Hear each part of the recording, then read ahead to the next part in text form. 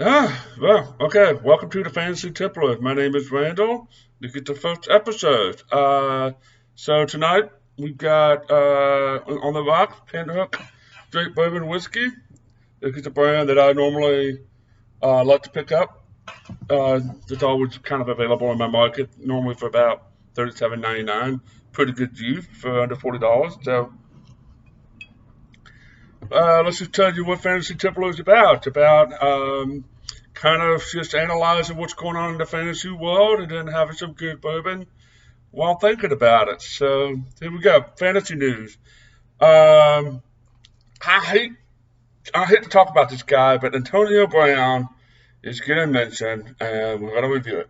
So he he's basically claimed that he was going to retire, and then he sent a call out to Roger Goodall on Instagram, basically saying he would come back if they've kind of wrapped up what they're going to do to him, if with the investigation and everything. But the problem is that like they're not going to waste their time investigating if he's not on a team. So, and no team is going to take him unless they know what's going to be, it's the whole fucking limbo thing. So, obviously, Antonio Brown's still an amazing receiver. It's going to have immediate fantasy impact if he does play somewhere. And I really don't want to talk about him. He's just a fucking dickhead and made so many bad decisions that, I mean, I hope I get to see him play in his career like this, but fuck him. I can take it up time on my podcast. So, bold fantasy Templar prediction. I heavily bet that the Texans will end up snagging him for like nothing, like the veteran minimum with the contract stipulation, and he's just gonna have to take it like a prove it year, like Cam Newton did. Who, by the way, did y'all see that fucking Cam Newton contract? Like, dude, like backup quarterbacks make more than him. I thought that was just. I mean, he must be just itching for a Super Bowl, and I don't think he's going to be able to win a Super Bowl with the Patriots yet. So, anyways, moving on. Washington is no longer the Redskin. Good. I fucking hated the Washington Redskins. Me and my buddies used to talk about like if we could buy a football team, we would buy the Washington Redskins and move them the fuck out of Washington and change that name. I hate Washington Redskins. Screw those assholes. So it is now just the Washington. Just the Washington. I mean, I'm happy that they're doing this. I can't wait to see what the team name is, but it's good. I mean, you got the Cleveland Browns that don't have a mascot either, so fuck it. Also on the news from the Washington team is Alex Smith is clear to play football again, pending I think a physical or something. But it's like he's cleared for like activities, get back to practice, which is to me. I know in my dynasty league, someone paid a lot of fab dollars to get him up because the quarterback is stretched pretty thin. And I had actually bidded on him because I completely forgotten about him. And my quarterbacks are pretty thin for going into this year. So anyway, I didn't get it, but I wasn't willing to spend $25 on him. So obviously Kyle Allen, fuck him. He's now quarterback 3. There's no way that Alex Smith has proven himself over and over and over again as a reliable NFL quarterback, but not a fantasy quarterback. So do not draft him at all. Like, I think most dynasty leagues, if you have some room, like grab him. But it doesn't really make any. The only good thing it kind of bumped Dwayne Haskins up my ranking, depending on what I see coming out of practice during training camp. Just because the having that like solid backup quarterback like pushing for competition, like I'm kind kind of hoping that there's going to be, the same thing that's going on with Trubisky and Nick Foles and Chicago, which will actually make Dwayne Haskins much, much better this year, and he'd be a really cool mid-season quarterback, streamer. So, what else we got? We got Dalvin Cook. Oh man, I fucking love me some Dalvin Cook. I picked him up like the third round in a couple of my leagues last year. God, he turned out to be fucking great. So, according to his agent, there was some confusion. He is not reporting to camp because he still doesn't have a deal, which, like with the new new players agreement, like it's gonna be tricky. Now, should Dalvin Cook get a contract? Absolutely. Like he fucking deserves it. But they kind of hamstringed him on like their inability to be able to sit out for an extended period of time. But he's only making like a couple of million after being like one of the best running backs in the league last year. So I don't know. Like I really hope he gets paid. Like I think if it's anywhere close to 13 million, even if it's like 12.7, fucking take it. Let's play some football. That's kind of it for news. I know as we get close to August, there's going to be like kind of like the daily thing coming out, especially with practice starting in training camp. So yeah, let's move on. All right, so just a little bit of news. So just the first episode, like obviously we're just getting started, but my rankings will have a place on a website very soon. There will be tier-based rankings, and then there will be basically, like for example, like wide receiver 1, 2, 3 breakouts, where if you already have, the wide receiver 1 and 2, you can kind of start looking at other places where you need to get a running back or a quarterback or a tight end, and then you can see like where I have on my list, who could be a solid wide receiver for you. So you don't have to waste like a draft pick on them if you don't need to. So website's coming. Rankings will be on there. To be fun. It's going to be free. I'm not charging anything except for ads. So yeah, all good. All right. So one of the things we want to talk about today was draft strategies when it come into redraft, because redraft I look forward to August every year because I'm in way too many leagues, first of all. But I love the draft day. Let's get together with your boys, grab out some hamburgers, you drink a ridiculous amount of booze, like I do here. So, and then you wake up and you take a look at your phone the next morning and you realize how horrible you drafted because you didn't prepare for it. So, you listen to this podcast. You should be listening to other people's podcasts. There's some really great ones out there. I'll probably talk about some of the other ones in the later episodes. In fact, I probably should do like a like a top 10 ranking of best fantasy football podcasts out there because there's some freaking good ones. So, and by the way, if you're listening to a podcast and you don't agree with what they're saying, like Bobby over at Fantasy Pro is like, I cannot stand that guy. Like, I disagree with every word that comes out of his mouth. However, he has really, really good advice, and it's really fun to, like, argue with him while I'm driving in my car on the way to work. So, just because you disagree with a fantasy football analyst, if they're considered to be an expert by the community, then definitely just, take what they're advising with a grain of salt. So, draft strategy. So one of the things we want to talk about is the mistakes I used to make when I first started playing many years ago. Is when I started looking to advice, and advice, by the way, has only gotten better over the years. Just, the longer people play fantasy football, the more accurate they get. They know what to look for. They know the trends. There's just so many things that go into it. I'm not that kind of guy, but looking for more entertainment value, if anything. But so when you're drafting, here's my story from drafting many years ago. I was hear about deep sleepers, and I would hear about when to consider somebody a super value, excuse me. And I would do nothing but after the sixth round, I would do nothing but draft super value, not a value, not not like on point, but either super value where they're like three rounds after where they were supposed to go, or super deep sleeper. I was at the bottom of my league for all of the leagues that year.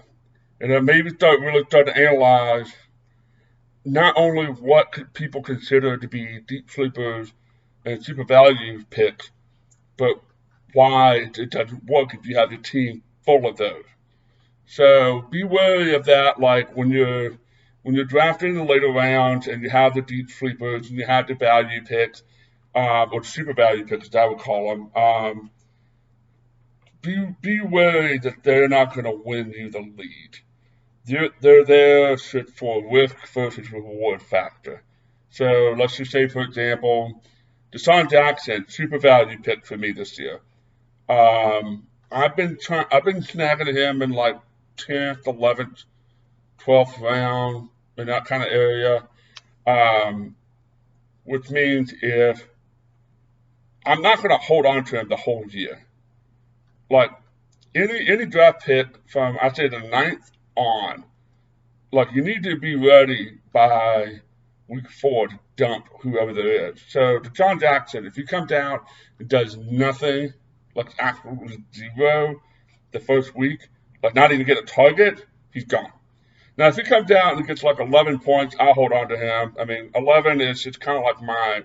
And by the way, when I talk about redraft leagues, I'm always talking about PPR or half PPR, because standard leagues are fucking morons. I don't understand. It's so boring. Screw that. So Deshaun Jackson, he does nothing the first week. I'm gonna kill him.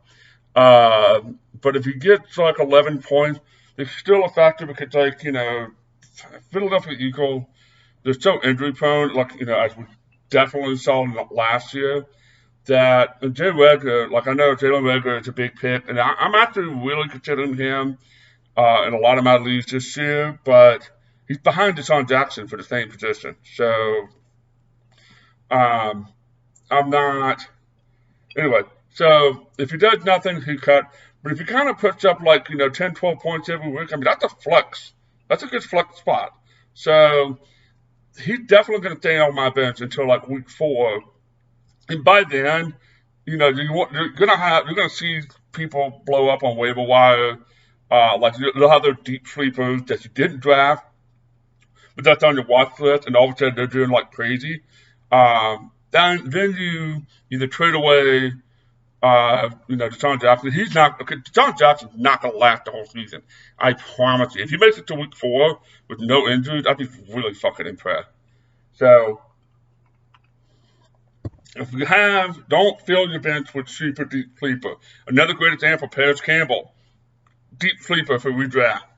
Like, do not draft him as your wide receiver 1 or 2.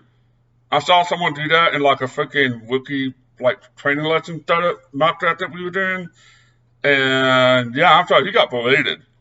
He picked Paris Campbell over Landry. He picked him over DK Metcalf. Like he's like, oh, he has so much upside potential. No, he doesn't. T.Y. Hilton's still on that fucking team. God. Now, if Pittman doesn't do what he's supposed to, and T.Y. Hilton gets hurt, which we think he will, Paris Campbell becomes very fucking valuable. But there's so many changes of events that have to happen before that happens that is not worth a fucking draft pick unless he's like 13th or 14th.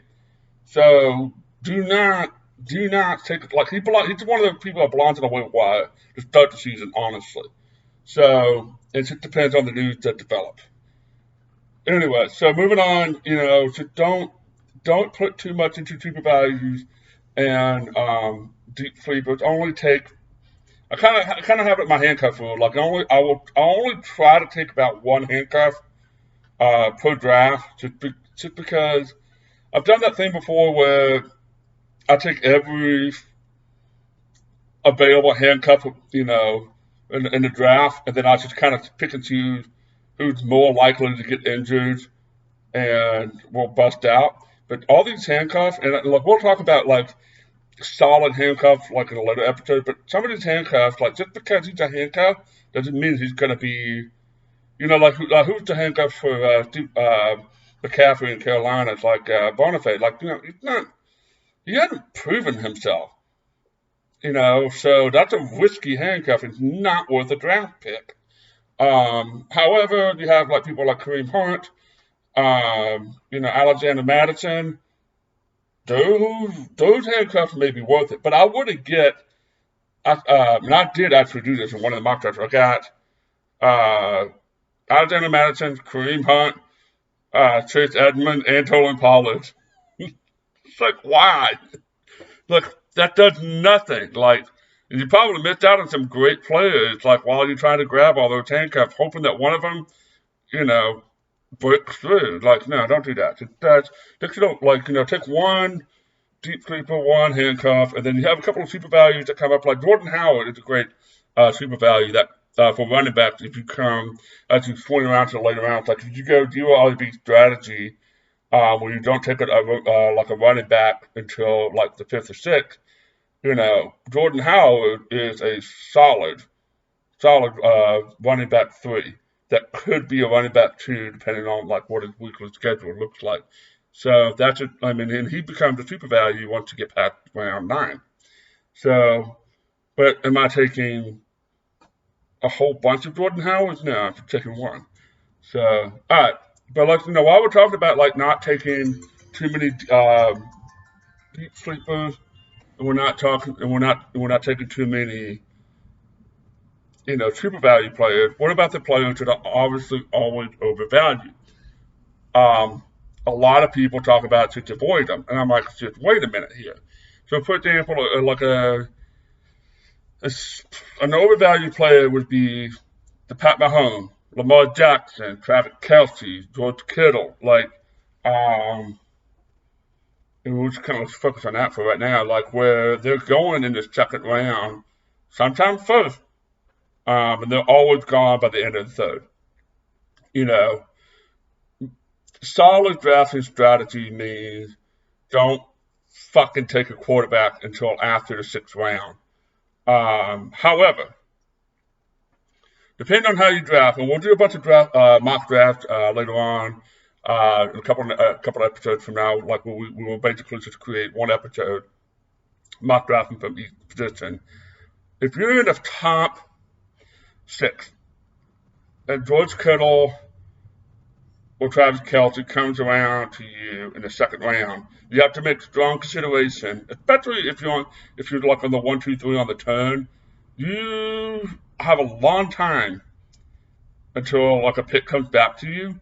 Taking the top 2 performers in a tight end position that's basically a wide receiver is not a bad strategy. However, they are overvalued, but that's because you're never going to find overvalued. Basically means you're never going to find them at a deal. Like for example, one of my drafts I was doing PPR, I was in spot number 4, and for whatever reason, and actually I do know, like Patrick Mahomes went before me in the second round, and Lamar Jackson went on the turn into the third round, and George Kittle came back to me in the third round. That's a value to me at that point. So I'm obviously taking George Kittle there, and I think I started with Michael Thomas and Keandre Drake came around to me in the second round, and I grabbed George Kittle, and then because I drafted George Kittle, and be wary of this, like a little side strategy. If you do take before the 6th round, if you take a quarterback, don't take a tight end until like the very end. Like you're basically going to stream your tight ends at that point. You take quarterbacks, like you go ahead and grab Lamar Jackson, Patrick Mahomes. Don't just wait. I fucked it up. So hold on. If you take a quarterback for the 6th round, don't draft a tight end until later round. If you take a tight end early before they like the 5th round, don't draft a quarterback until like well, at least after 8. If Josh Allen falls to you, or Matt Ryan, or Drew Brees, just because you want to try to, because you wasted that high draft pick, you want to try to grab as many mid-round values as you can to kind of balance out the team. So just FYI.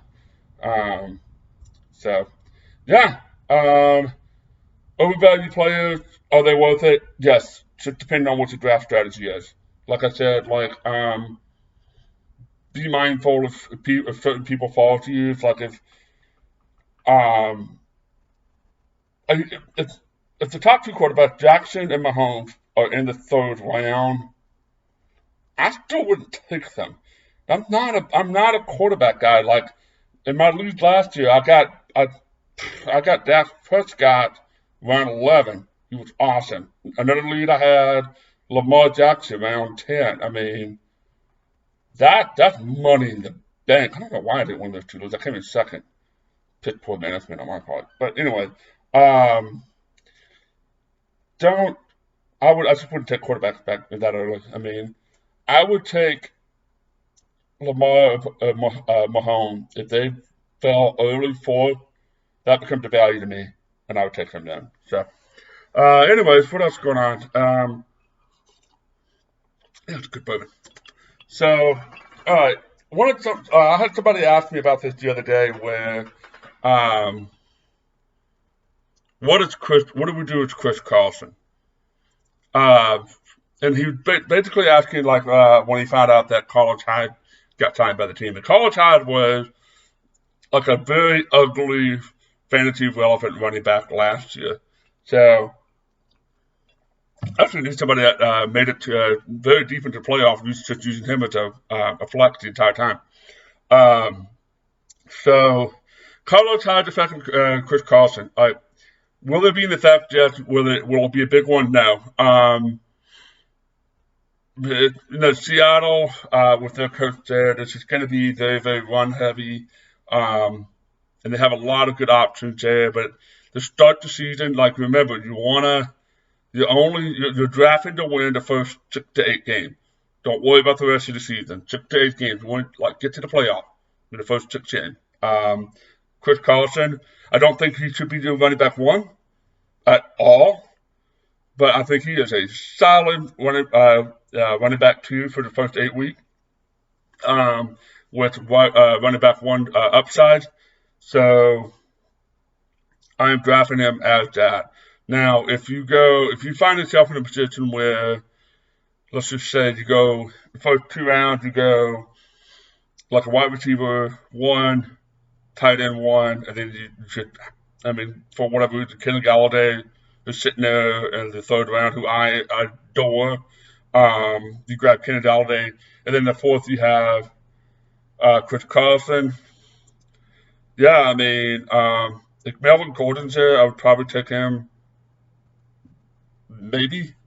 But grab Chris Carlson, but then start gunning for like Mark Ingram and David Montgomery as quickly as you possibly. You probably have to start reaching at that point, and then you're gonna have to take. If you take Chris Carlson, definitely plan on your running back 3 or running back 4 to be a rookie. You probably won't be able to get Jonathan Taylor, but Swift, Dobbins. I don't fucking want to draft Dobbins, but like take Mark Ingram, might as well. But like Cam Akers is going to have a tough time, but I think he will be utilized later in the season. So definitely take him if you take Chris Carlson. So basically, if you take Chris Carlson, plan on him being RB1 for like 4 weeks, then have like a plan for how to adjust your team after that. So, all right, well, that's it for now. Thank you for watching, and I'll talk to you guys later. Cheers.